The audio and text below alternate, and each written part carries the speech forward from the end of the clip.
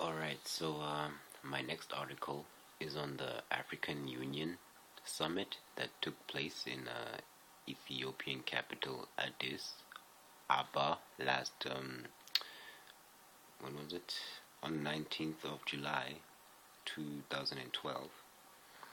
It was an occasion that had 54 African states that have come together for a series of talks and meetings to further the organization goals of propelling a united continent towards peace and prosperity. With the controversy in the build-up of the summit with the build-up and during, it was another key event in Africa's economic journey. Below are some of the key takeouts of the summit issues surrounding it. So these are some of the key points surrounding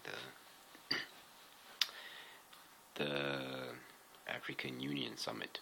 Okay, so number one, the war crimes controversy. The original hosts were Malawi, announced that they would not host the summit a month before the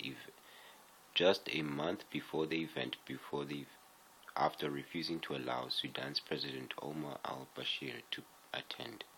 Mr. Bashir was wanted in International Criminal Court, the ICC, of war crimes, but the AU has lobbied to have the arrest warrant of this man instead of the summit.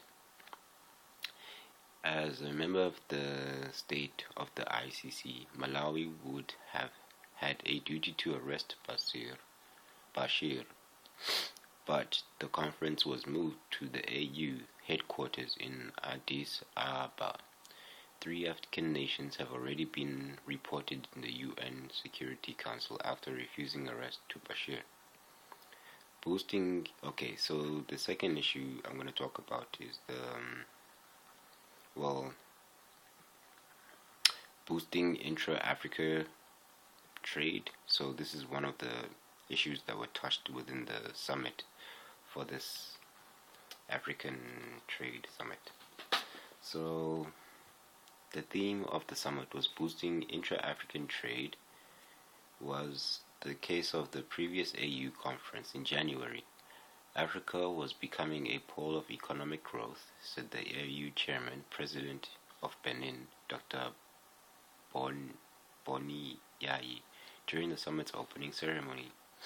The subject was developed further by outgoing chairperson of the AU Commission, Jean Ping.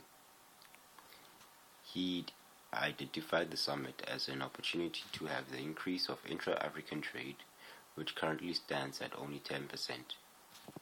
We have to work on very closely to consolidate the values and vision of the AU. United,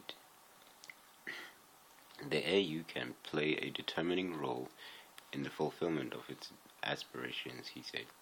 He also highlighted the resilience of the continent in the face of the global economic crisis, but warned that peace was vital in the economic development. Alright, so the third thing that was touched on in this AU summit